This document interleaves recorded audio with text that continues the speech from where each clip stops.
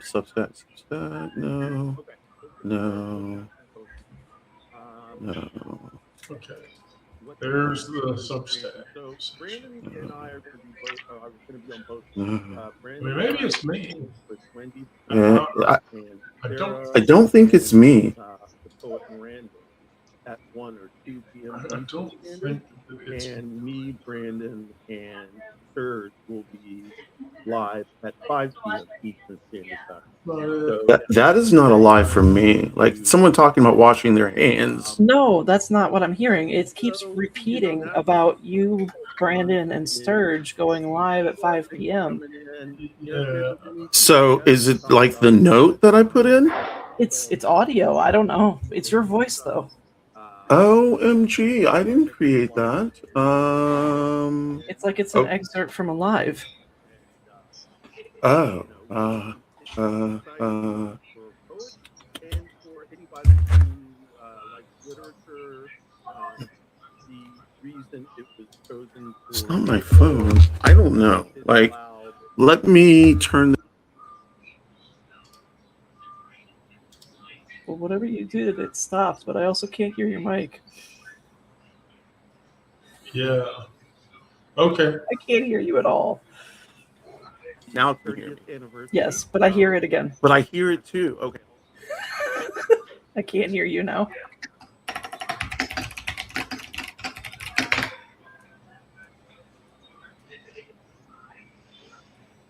Okay. No, we are live on Substack, by the way. Yeah, we are. We'll just go right into it. So today on the show, hi, welcome everybody to the Deep Exhale with Wendy and Miranda and Onyx and Sarah. And so just the short read for today is Trump doesn't give a shit. Terrible echo. Here, okay. Is it me? You know, it's kind of There. strange. I don't know how Do y'all still hear? Can you hear me? I hear you, but I still hear the.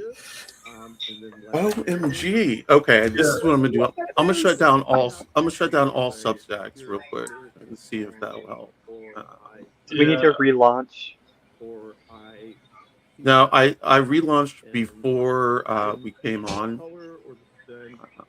but I'm shutting down anything that has Substack right now to see if that'll help.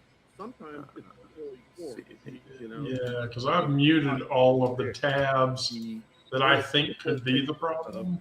Okay. And so I hear myself too, and I don't like that.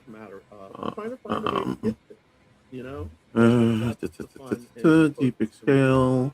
Hi, Craig, by the way. Hi, Eileen, by the way. Hey, Eileen. Like, I can't see you, but that's cool. Substack.com. Okay, here we go. Substack.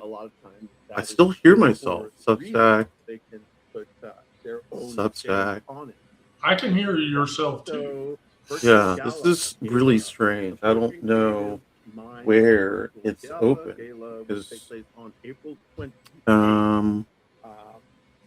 I've closed everything that has Substack open with the exception of this. With the exception of this, and I just heard myself. Yay! Yeah. Good thing. I just I don't understand. I'm gonna pop off and I'll pop back out. I'll come back on. Oh wait, I think I found it. Hold on, I think I found it. Which is really strange because I don't know why it would just continue to the chat there. No, did that stop it? Nope. Okay, I'm going off. I'll come back on. All right, we'll go into it.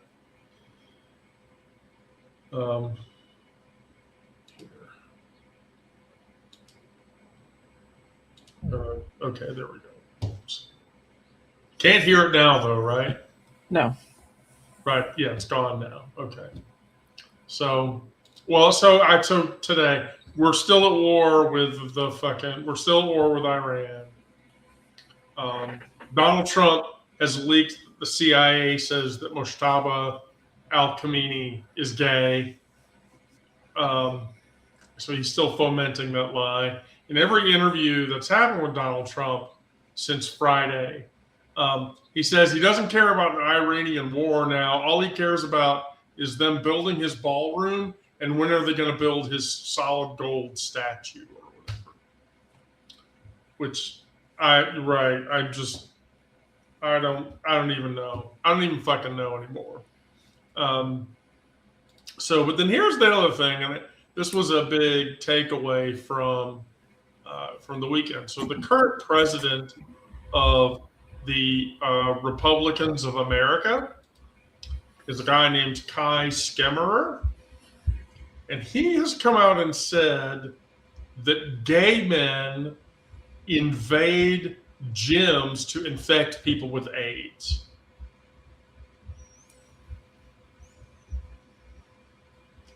And that gay men are weaponizing AIDS against straight people.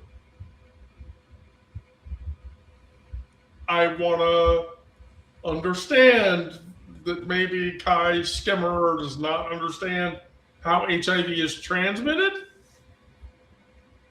Maybe. Or he understands that he's just trying to fearmonger people, which is more likely. That does seem true. Scapegoat. Yeah, that does seem true. So I went into that. So drawing from Wojnarych's grief and Gentili's survival and Sontag's analysis of authoritarianism, today's topic is we explore how we as queer people navigate systemic indifference and deal with ongoing threats.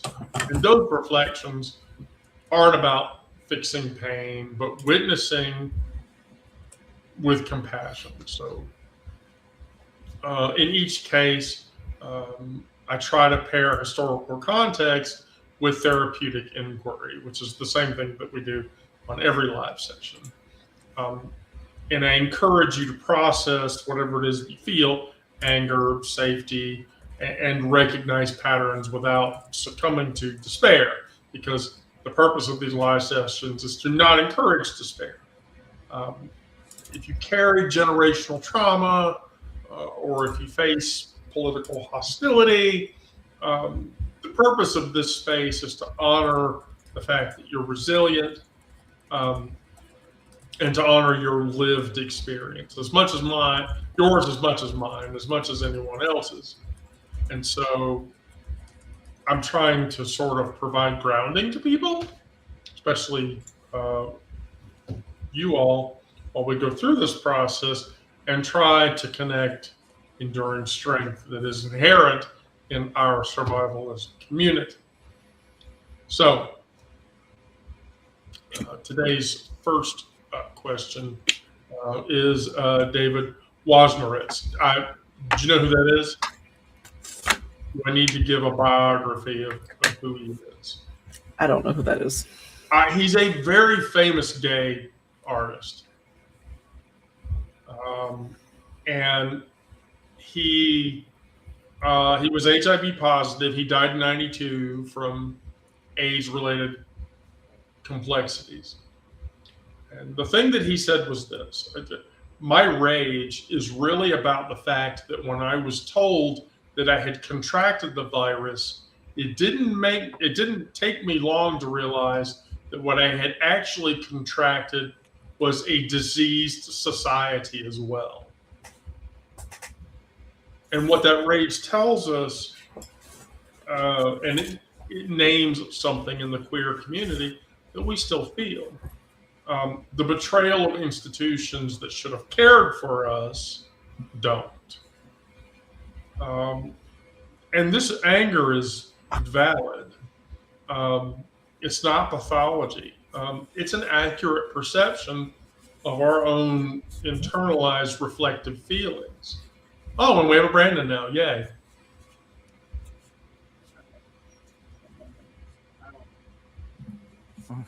Sorry. Oh, that's okay. I actually wrote this. Today's show I wrote specifically for you, Brandon. What? Yes. Aren't we? So, We're you know, early, aren't we? Huh? So now all the pressure's on No. you, Brandon. Now the pressure's all on Brandon. David Wojnarowicz. Do you know who that is? Who? David Wojnarowicz. I guess not. Okay. He's a fairly well-known gay visual artist from the 80s. Oh. And I'm going to reread his quote. He contracted HIV in 86 or 87. And he died from AIDS-related complications in 92. But the quote, which is, again, we're talking about survival, is, my rage is really about the fact that when I was told that I had contracted the virus, it didn't take me long for me to realize that I'd contracted a diseased society as well. And he said that in 89. And so what I was saying was Wojnarowicz's rage names something in the community that we all feel, and that's the betrayal of institutions that are supposed to take care of us. Because institutions exist to provide care. And the anger not to have that care is valid. Processing it means acknowledging that your pain isn't about your illness or your orientation or your gender or anything else. It's about societal indifference. And so then you ask yourself, where do I still feel abandoned by systems that are meant to help me? I honestly feel abandoned by the medical profession as a whole, because outside of my general practitioner who affirms my gender, I get sirred and duded and manned, and I get misgendered constantly if I have to go outside of that spectrum. And then I ask myself, what would healing look like if I stopped expecting those systems to change? Well, no, that healing would be to not associate in those systems. The problem is, at my age, I don't have that choice. I don't have that luxury anymore. Because I think the goal isn't to forgive what was never forgivable, but to reclaim what energy was spent on waiting for validation that I knew would never come. When I go to a heart specialist and the heart specialist doesn't see me as a woman, nor recognizes me as that fact, that's a validation that I would want, but I would never expect to get. And so today's therapeutic question then becomes, how do you process anger towards systems that fail to protect you? How do you deal with it? I'll tell you how I deal with it. I write about it. I wrote a bar story today over compartmentalizing anger at the medical profession, targeting a very specific case that I have been vocal about. And it is a case of a person who I will not name, who is very unhealthy and refuses to get the help they need, inlaid into a system that refuses to help this person anyway. And so, yeah, I mean, I went to a specialist this week with Kira, my partner, because they were going to a specialist, and I witnessed firsthand, again, the fact that people weren't going to gender her correctly. She got misgendered a handful of times. It was not good. I didn't like it. And, but I can't expect the system to change to accommodate her or me or Miranda or Onyx from a gendering perspective. So what do? I just internalize that anger, and then I just get more angry about it. Sarah?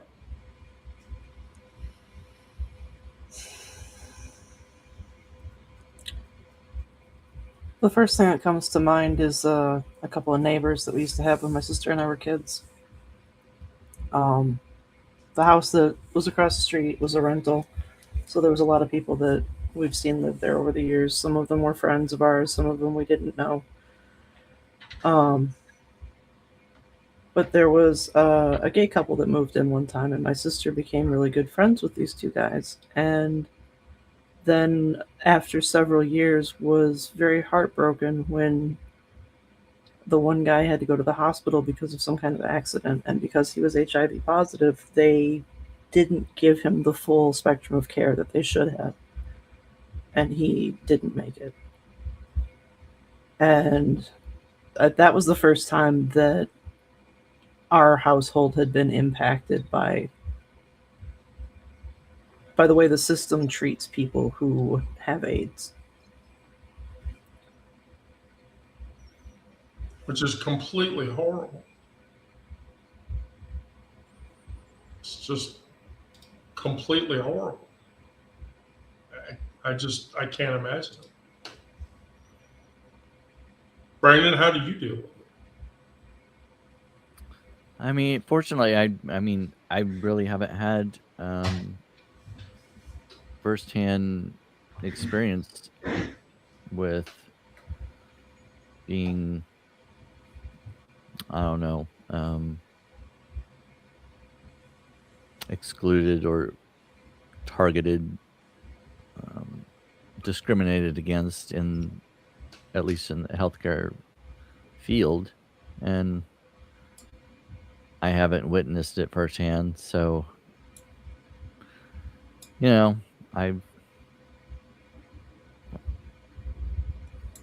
sorry, you're muted. Do you have an affirming medical professional? Or is your medical professional even aware of your orientation? Well, I just changed. I'm on Medicaid now because, I'm not earning enough to have a different kind of insurance. Anyway, I'm on Medicaid, so they signed me a primary physician, whatever, because it has to be someone in network, and I haven't even seen that person yet, so I don't even know. I very rarely go to the doctor. I went a couple of years ago, and then before that, well, that was because I had shingles. I know it's early. I was just say, are you old enough for shingles? Brandon, it's too early for you to have shingles. It was a very mild case. I mean, I've heard about other people that had it and all the pain and everything like that, but I had it pretty mild, and I went and they gave me steroids. I went to the urgent care, so I didn't even see a primary physician. I went to one of those urgent care thing. Before that, it was 2020. When I had COVID, I went to an urgent care. And I just don't hardly ever go. I never need to. So Gosh. I've been thinking about, I probably need to go. I'm not on PrEP, and if I'm going to be engaging in sex parties or anything like that, I thought I probably should get on that. That escalated quickly. So my doctor down here in Atlanta, and of course I live in a red state, but my doctor's like, are you sexually active? Well, yes. Okay, do you need to go on PrEP? And I'm like, no, because I'm not engaging in sexual activity with multiple male individuals. And sex for me is an entirely different experience to begin with. anyway, but then she looked at me. She's like, "Have you had your Hep A, B, and C immunizations yet?" And I was like, no. She's like, "Oh, well, we're going to do 2 of those today. And then the next time you come in, we're going to do the 3rd one." And I was like, I'm not fucking around with Pamela Anderson. Why am I worried about Hep C? And so, but then, yes, my doctor is very vocal about my grade of sexual activity because, one day I came into the doctor and I had, I had to do a full body and I disrobed, and she was like, "There are red marks all over your posterior. Where did these come from?" And I had to look at her and go, "Oh, right, that. Oh, okay." And I literally, you laugh about this. All I said to her was, "I enjoy impact play." And the minute that I said that, she immediately looked at me and went, "Oh, okay. Self-inflicted or person-inflicted?" And I looked at her and went, "Person-inflicted?" And she said, "Did you have a good time?" That's the Well, important yes, actually, I did. That is definitely the important thing. Well, no, the funny thing was, like, she was like, "Did you have a good time?" "Yes, I had a pretty good time." "Well, what would have made it better?" And then I thought for a minute and I went, maybe if the person that I was with had not used the butterfly clamps on my nipples and used the endurance clamps on my nipples, I would have enjoyed that a little bit better. But otherwise, why are we having a sexual discussion in the doctor's office? Why not? Yeah, why not? Okay. Is the Substack chat going crazy yet? 15 people. No. Okay. So, Miranda, how do you deal with that anger? Oh, well, a few months ago, I took Moon to urgent care because of migraines. And they ended up having to give her a Toradol shot to get it under control. But even though the paperwork was all like, "What's your preferred name? What are your pronouns?" They just completely ignored that. Kept referring to him by his dead name. And outside of the exam room, several of the medical staff kept having conversations about us. So I wanted to go crazy, but my kid was in a lot of pain, and so I just focused on that and on getting him the help that he needed, and then getting out of there. And now I know that that's not a safe place for us to get care, unfortunately. I think that's really that's a horrible part because they know you need them, and they can treat you however they feel like they want to, and especially if it's like an emergent kind of situation, you're not going to leave and travel somewhere else when you need something right away. Well, I mean, Right. They can deny you care outright. Of I mean, course. you could have care completely and abjectly denied. Yeah. Because it's against their religion. Well, back in the 80s, though, I mean, there was legitimate fear. I remember going through an emergency procedures examination somewhere, because I was working in a warehouse, and literally in the instruction they literally said, if someone's bleeding to death, don't touch them until you've put latex or nitrile gloves on. And I literally raised my hand and said, why is that a problem? Well, if you have cuts on your hand and they have AIDS, you will die. And I literally was like, okay. You know, the medical profession in the 80s was not kind to gay people in that variety. And so to hear that resurgence come back from this kid who is the president of the Republicans, University Republicans of America, to hear him say, you missed this, but so the head of that organization is a guy named Kai Skemmerer, Brandon. And he's literally going around telling people that gay men are invading gyms to infect straight people with HIV and give them AIDS. Like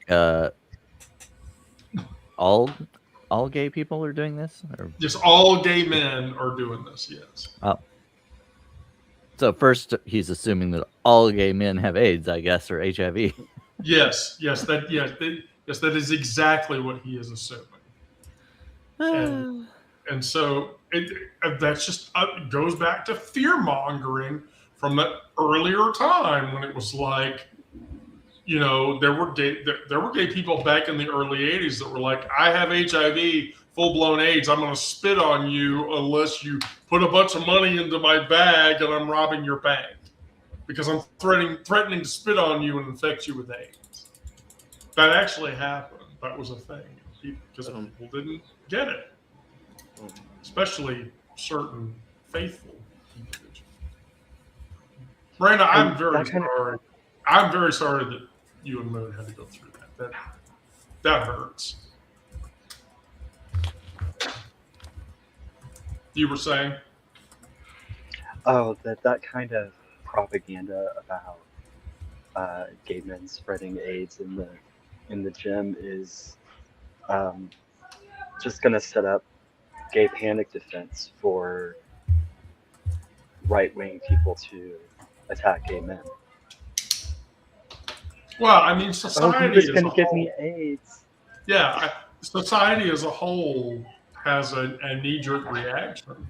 Gay panic in the 80s, the 70s and the 80s. Miranda, I know you'll know what I'm talking about. Satanic panic. You listen to Ozzy Osbourne, you're going to worship the devil.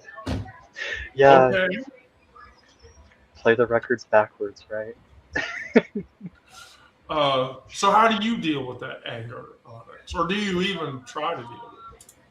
Well, so today is World Bipolar Day. So yay, I have bipolar disorder, and that is where I'm going to focus my issue.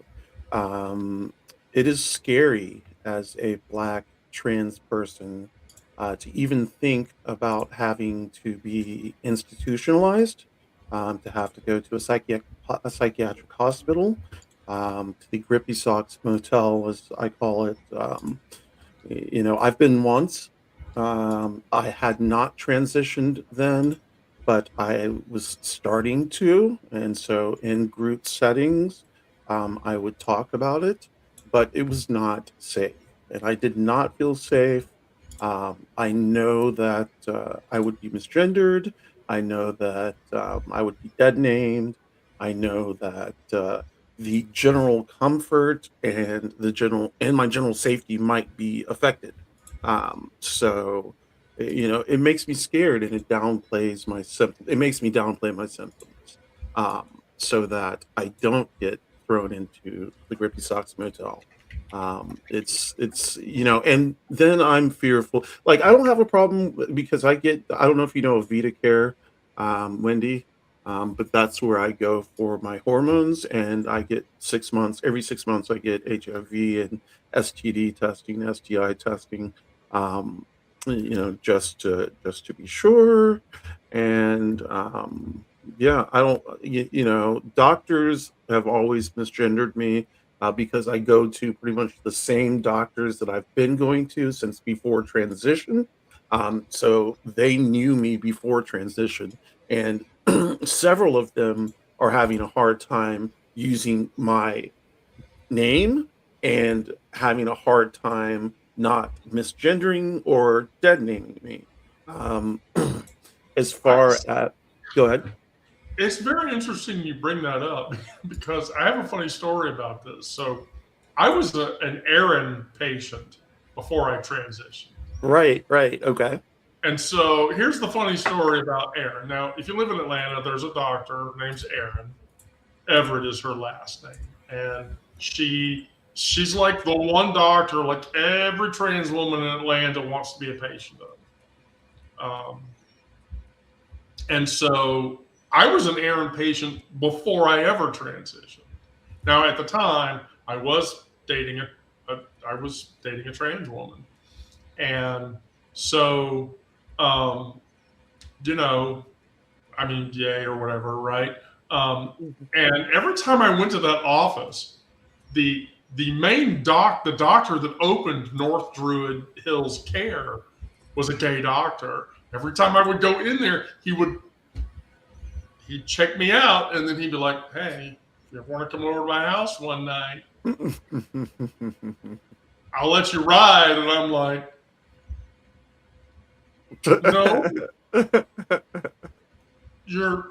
So I find so at Avita Care. So Avita Care, for those that don't know, here in Atlanta, is they have the rural FCDM or whatever classification, which means they're federally funded. So if the state ever bans gender affirming care, Avita Care can continue to provide that care because of their federal classification, which for whatever reason is a classification that Trump or any of those other idiots hasn't figured out exists because they haven't taken it away yet.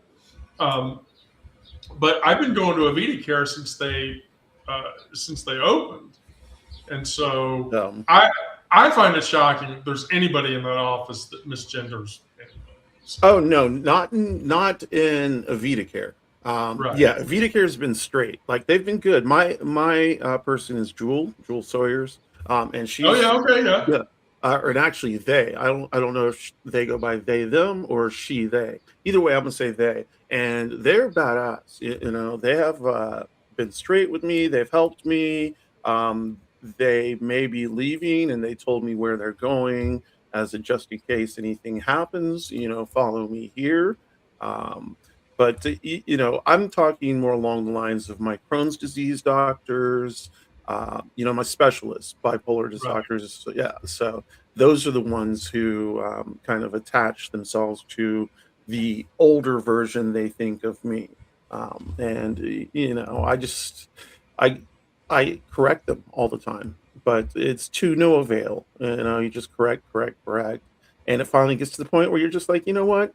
I'm gonna let someone else correct. So that's Egg, and then Egg comes in, and she's like, you know what, Doc, you've got to stop doing this, and she will stop the conversation and be like, you've got to stop doing this.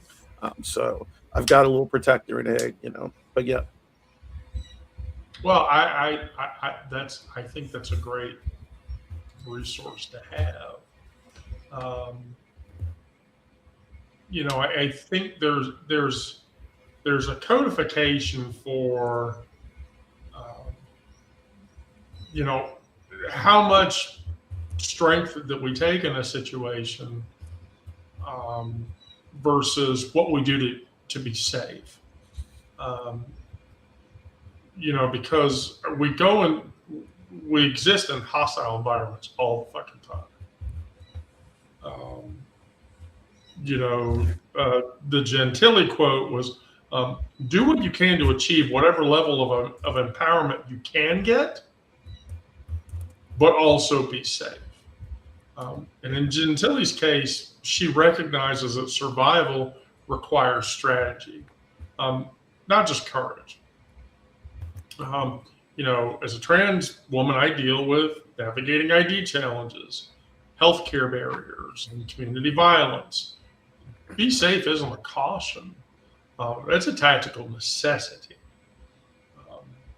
therapeutic work involves mapping what your safety looks like, which spaces feel secure. For me, well, for the most part, Friends on Ponds is, I consider, a safe space. However, I had a recent visitation to Friends on Ponds where I did not feel safe. Because while at Friends on Ponds, a very drunk, very high individual approached me, grabbed my boobs, and then started humping on me, which was decidedly problematic. Very. Yes, very problematic. But I, so what space feels secure versus who can you trust? What boundaries protect the energy you have? Empowerment without safety gets people killed. Right. It literally will put you into a position where you can get killed.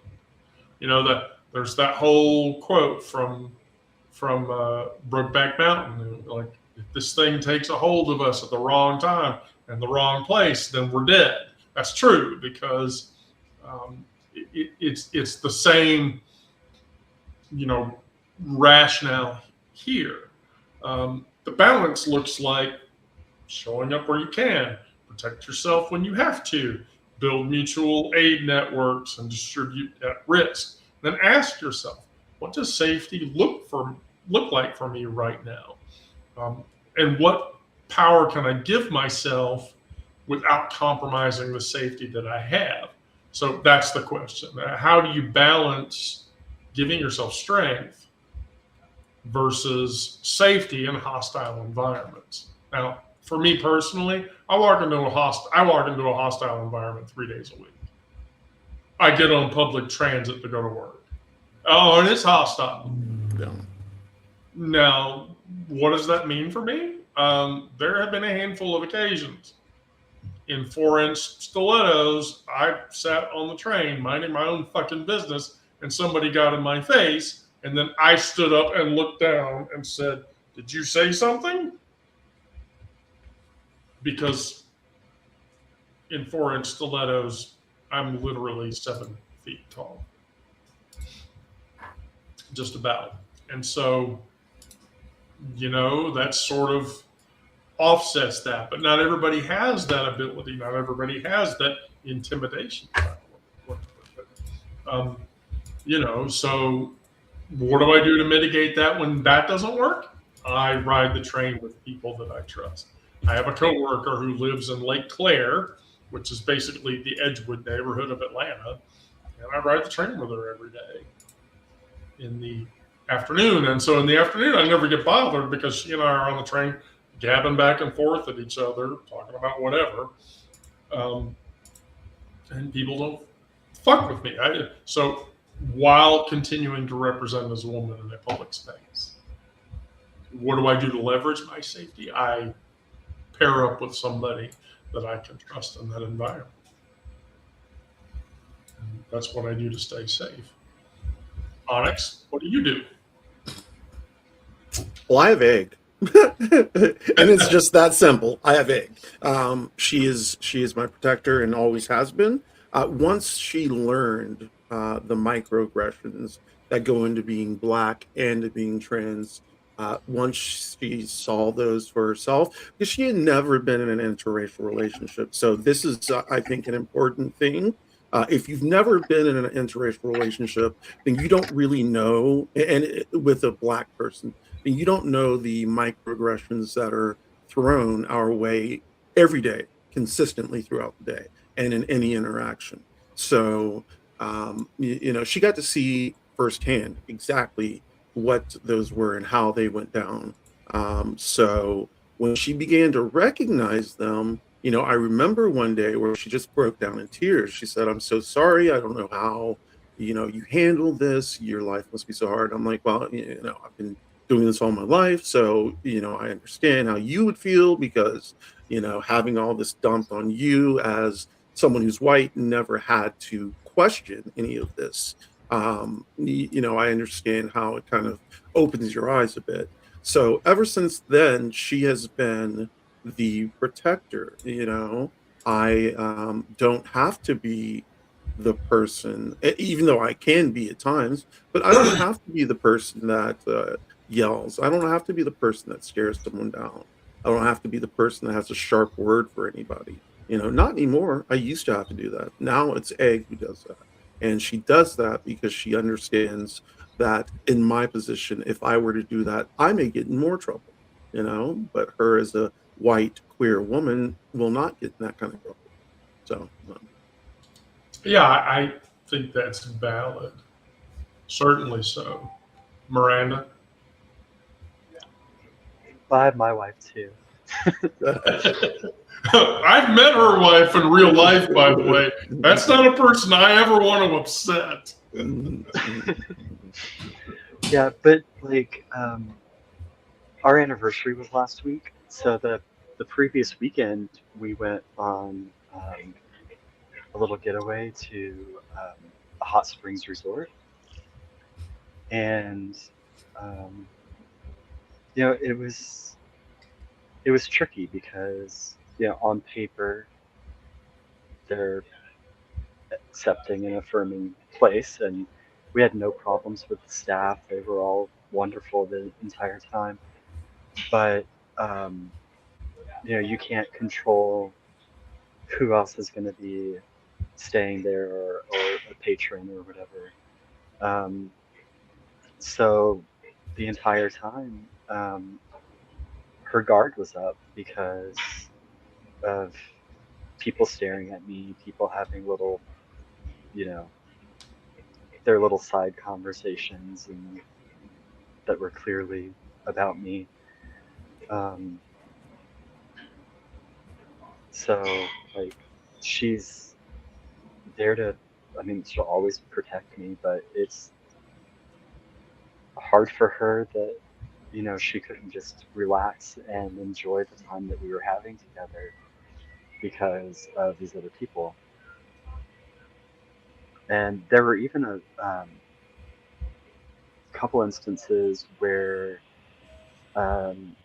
someone was holding their phone in such a way as to make us think that they could have been surreptitiously taking pictures.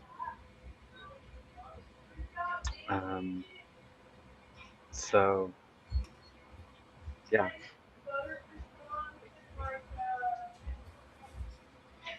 Brandon? I mean, I'll kind of have to echo everybody else. There's safety in numbers, and usually a bully will have his backup. There will be people with them. They're not brave enough to just say something and do something on their own. Sometimes, but most of the time, they're going to have people around them. So I think that's what we need to do too, when possible. Yeah, there's a certain credibility and strength in numbers. I mean,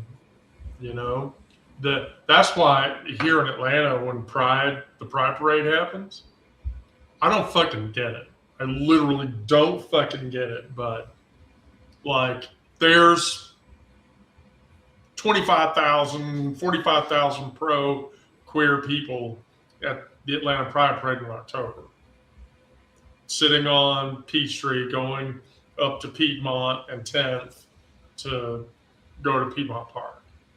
And yet, in that sea of people who are all either queer allies or queer friendly or themselves queer or trans or gay or ace or bi or whatever, there are like these 5 or 6 people who hold up their evangelical signs.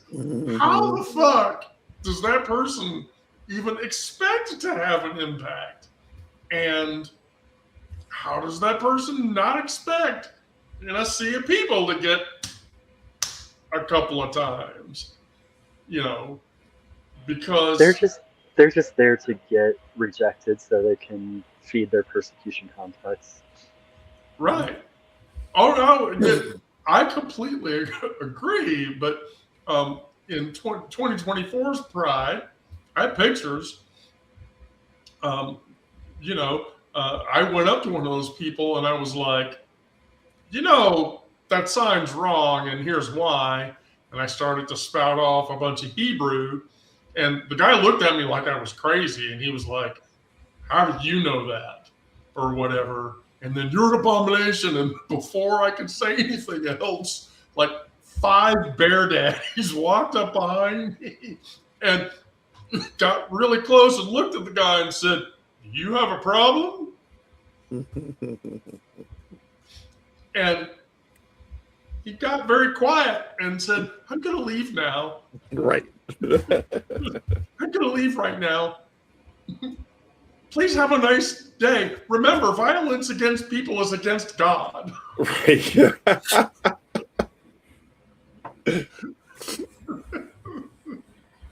Oh. Sarah?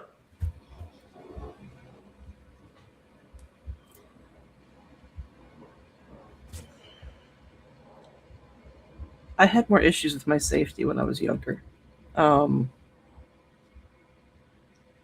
Whether it was an actual threat to my physical safety, I don't know.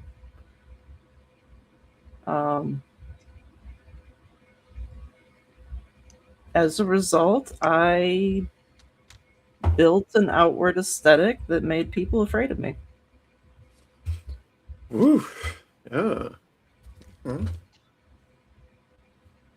I'm sure your person, whoever the fuck it is, loves that. Well, I've been working a lot over the past few years to try to break a lot of that down because I don't need it anymore. But, I mean... Wait, well, hold on. You actually found somebody to be vulnerable around? Wow.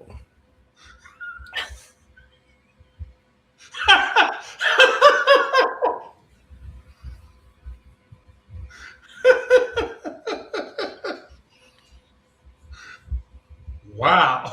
That's just a lot, Sarah.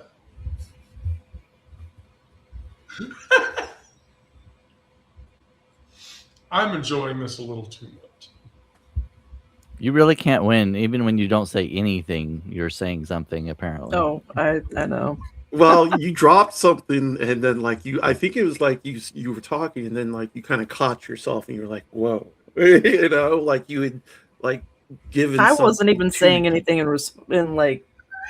about It just- now. It was since No, my dad died, I've been working to break that down. That's what it sounded like. It sounded deep, though, and it was like, Sarah, you have a very introspective way of communicating, very deeply and emotionally. right. And it just, that's one of the reasons why, in the bar stories, I always write you as this stoic, introspective person, because in these sessions, that's exactly what the fuck you are. I ask you a question, you're like, huh. And then there's that 30-second to minute before you say something. How is that not classic stoicism? I mean, Miranda, tell me I'm wrong. Do I? Oh my God. You know what? She just wants you to agree with her. I just want you to agree with me. That's kind of funny because when I met Sarah, that's the first thing I said after talking to her for a couple of hours, that she's one of the sophists or stoics. She gives that vibe. They've got a really philosophical way about them. I mean, I imagine you, Sarah, in an Eastern European hash bar that's covered with smoke at a table with a bunch of people who are really fucking high and going, you know what? This. And then the whole table going, yeah. Yeah. Yeah. It's an opium den. Yeah, an opium den. You'll never find me in an opium den. What? You don't like opium? I know we're getting I've off never topic. tried it, and I have no intention of it. Oh, Okay. It smells so good. Yeah. It's riding the dragon is an experience. So in line with the idea of about you know, talking about safety. We have to talk about authoritarian issues because we're living in an authoritarian. Look, 60 million people went out on the street over the weekend to protest no kings. I mean, do you think that means we don't live in an authoritarian regime? I mean, our president is currently telling people he doesn't care about Iran and he just wants them to hurry up and finish his ballroom and his giant gold statue of himself. Yeah, that's not somebody who planned this. So Sontag was the one who said, authoritarian political ideologies have a vested interest in promoting fear, a sense of the imminence of takeover by aliens or by a threat or by anyone else, and real diseases are useful material. And so what that tells us is Sontag's view helps us see that all of the current attacks on queer people and queer rights aren't new. They're just recycled tactics. Back in 2010, gay marriage was going to be the thing that was going to destroy the fabric of society. And then it happened, and then they were like, well, SCOTUS says it's law, now we can't do anything about it. And so recognizing that patterns prevents gaslighting yourself into thinking this time is big, because it isn't. Back in the 50s and 60s, not to trigger you in any way by saying this, Onyx, Black people. Interracial marriage was the downfall of human society. As a matter of fact, and I want to say this, before 1973 or 4, interracial marriage was completely illegal in almost every state in the U.S. Completely illegal.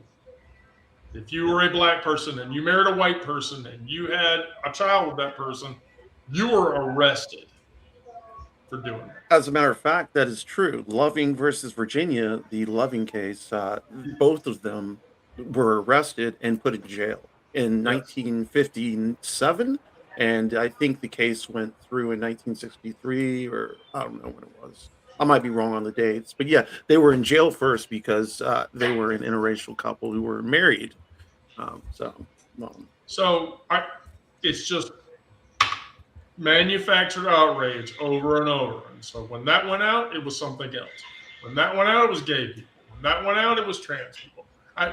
I've said this before, and it won't end well if my future prediction happens, but when trans people fall out of fashion as the target and they decide to go after the furry community, I want to watch that shit play. I want to watch that shit play out.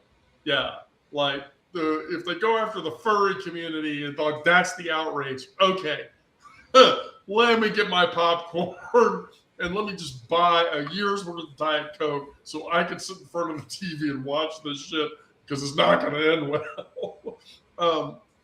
Then they'll start warning of rabies. Right.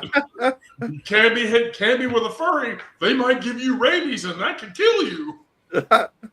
That's going to be the tagline for real. Well, that was like when the Republicans tried to foment the idea that there were kids using litter boxes in the school bathrooms or whatever. That was the thing. I was like, okay, that means when they stop attacking trans people, they're going to start going after furries next. That's what's going to happen. But here's the thing. However it is, recognition should not become rumination. Therapeutically, naming the pattern without catastrophizing it, identifying what's within your control, and then connecting to community resistance. Community resistance is entirely the reason all 5 of us are here sitting in front of whatever device we own and operate to have this very discussion. Despair is understandable, but it's not the only response. When you see the playbook played over and over again, blaming whatever marginalization they want to attack for systemic failure, I literally can look at that and say, I recognize that. I'm not going to internalize it. I'm just going to act where I can. That transforms evidence into agency rather than paralysis or the inability to function. And so that begs us to ask, how do you recognize patterns of authoritarianism without becoming paralyzed by them? I watch the news and I look at shithead say, I'm not worried about Iran because I just want them to build my ballroom and my giant golden statue. Which, by the way, I want to say this. Hefford White, who is a PhD of political science out of Harvard, published a scathing op-ed that it was in, I think, yesterday's digest. If not, it was the day before's, but anyway, or Friday's. But in the op-ed, he literally said, Trump's reign is over. And there's a reason for this. The Trump presidency is done. So there's, the deportation issue, there's the rising gas prices, there's the rising grocery prices, there's now the Iranian war, there's the Epstein files, and those are all things that he's doing one layer on top of another to distract everybody. The problem is nobody's being distracted. Nobody's being distracted. So his approval ratings are tanking. 39 now Republican senators and House members are all retiring and not seeking re-election in the midterms because they know they're going to lose. So, fine. And there's all this fear about, Tom Homan's like, we'll have ICE agents show up at polling places. Well, one, that won't fly because it violates too many state constitutions, and that'll turn into a states' rights issue, and they'll escalate that all the way up to SCOTUS, and SCOTUS will say, no, you can't fuck with states' rights. You have to leave that alone. You can't have people influencing voting locations by being at the front door. They have to be 100 feet away. People have tried to defeat that law hundreds of times over, and it's never gone well for when they try to do it. And I think like the one or two times that they actually ended up going all the way up to SCOTUS, SCOTUS didn't even entertain the idea. They said, lower court, listen to the lower court, fuck you. So, right, we're going into the midterms. That's a done deal. And Trump can't continue to distract people because distraction is failing. So if he gets 25th, which is all entirely likely at this point, especially if things go the way. I mean, look, fucking the district that Trump's Mar-a-Lago is in went blue. That's the first time that's happened in 70 years at the state level. The fuck does that say? Isn't he trying to federalize voting though? Yes, he is. That's what I heard too. Okay, if he tried to federalize voting, if he tried to federalize the voting process. Nope, that's a states' rights issue because the Constitution states unequivocally that voting, the process of voting, how voting happens, and when it happens is entirely a states' rights issue. He'd Does have he to care, though? Huh? Does he care? No, he doesn't. But here's the problem. What it would take for that to happen is a state convention, which means it would have to 2/3 in both House and Senate, and he doesn't have it. Congress would have to amend the Constitution to allow the federal government to take control of the voting process. So, no, that's not going to happen. I mean, I know that seems like we're dealing with crazy, and so because we're dealing with crazy isn't going to try to find a way to do that. But in all honesty, the likelihood that that's going to happen, no. It's not. It won't. It's not in any way that ends pretty, and not in any way that benefits Orange shits his pants. Which at this point, does he even really care? Because all he cares about is his goddamn golden statue and his giant ballroom. So, do you recognize patterns of authoritarianism, Brandon? And aren't bothered by them?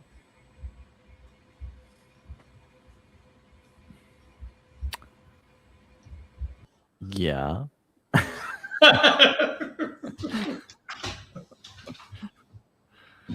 I mean, when you read the news, do you actually feel hopeless and despair? Please say no. No. It's not going to last forever. Right. But, I mean, you just have to endure while it is happening.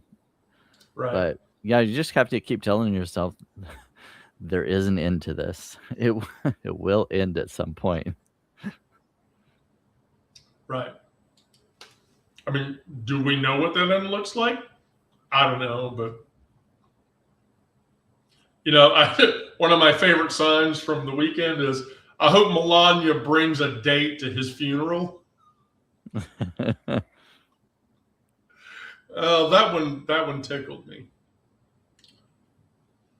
Sarah?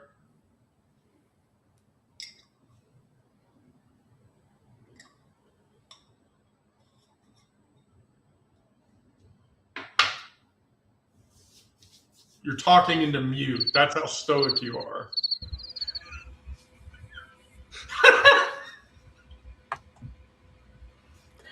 I was saying that the news is disgusting, and yeah, if I let myself dwell on it too much, it does cause despair, but I don't let myself dwell on it too much. There's far too much other stuff going on. Brandon, knock it off. Brandon's muted. Brandon, stop fucking with the emojis. No, I didn't do that one.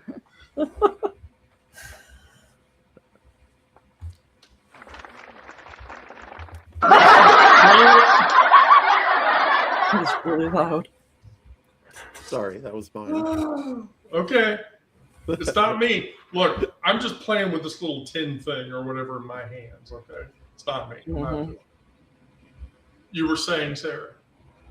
I was going to say that I choose to focus more on the things that are more immediately in my control. Like, I do acknowledge the things that are going on nationally, state level, and because, I mean, overall, they do have an impact, whether it be an immediate impact or not. But if I let myself focus on those, it's not going to be, that's not going to put me on a very good road. So, just try to I think you need to get on the road that sends you to someone's house.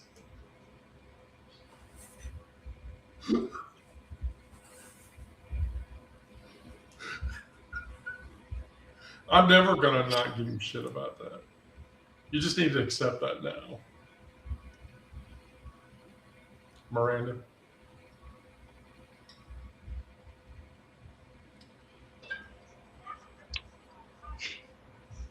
Yes. How Don't do know you if I have any feedback. I want to ask you a question, because I know this is an issue in your relative community. Do you see localized patterns of authoritarianism that happen? And are you bothered by them? Because there's one in particular I'm thinking about that happened while I was there, and I remember it happening.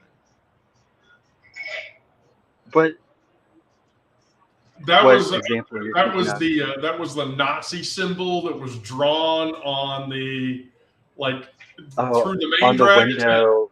Yeah, in Yeah. the window, they etched a Nazi symbol, and I thought we were in Denver, and so I was, Miranda and I were going around, and she was like, "Did you see that?" And I was like, "Holy fuck!" Yeah, and that was right across the street from the largest high school in town. Yeah. But there's shit like that. But it's there's a lot of organizing going on here all the time.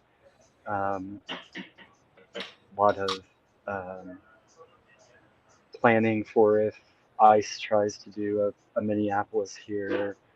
Um, we always have great turnouts for um, protest of the federal or state actions. Um, and, um, there's been some criticism on the internet where people just love to criticize about no kings and other things being performative protests and not actually useful. But really, um, if you go to one of those events here, you're going to be, um, you're going to see info booths for Denver communists and um, democratic socialists, and taking people who are on a certain level of like just now protesting authoritarianism to like what else can you do in the minutia that isn't, because there's a lot more to do than just protest, but protesting is a good thing. Well, I pretty much, I mean, within the aspect of Denver itself, I mean, you travel an hour north and you have Cheyenne, and you travel an hour south and you have Colorado Springs. And the way I remember it, both of those locales are decidedly Trumpy. Oh yeah, and like, Colorado Springs is where Focus on the Family is headquartered. Fuckers. So lots of Christian nationalism down there. Unfortunately, one of those groups has done a ballot petition to circumvent our state laws and get on the ballot a vote for banning trans girls from sports and banning gender affirming care for minors. So it's this like upcoming election season is going to be kind of a bellwether for our state and what the general populace, how they respond to all of the propaganda that's being pumped out. So we'll see. Yeah, I think there's a confidence level. Onyx? I'm going to come at it a different way. And once again, it's because I'm black and that informs everything. As far as the No Kings rallies around the United States, I know that there were black people, but there was a white woman who was being interviewed by a white Christian conservative. And he said, look around and, why does it look so homogenized? And this white lady said, black people have been upfront, especially black women have been upfront and doing the work for hundreds of years, well, not hundreds, many years, to keep the Democrats on top. Now it's time for the white middle class woman to come out and protest for black people, so that way black people don't get targeted immediately. The reason I didn't go to a No Kings rally is because I felt like I would have been the first one targeted. If anything went down, they would have gone for me. And while there is safety in numbers, there are not enough numbers to save me. So I look at it that way. In terms of news and so on and so forth, there's just so much to be inundated with. You get it from every single platform you're on. So, in some way, shape, or form, you're going to get hit with the news. The way I handle it is to not let it hit me 24/7. There are times where I just have to take a break from it. I know that it's going to be there tomorrow or the next day or the next day. I am not being blind and I am not hiding. I am simply resting. before I go ahead and start again.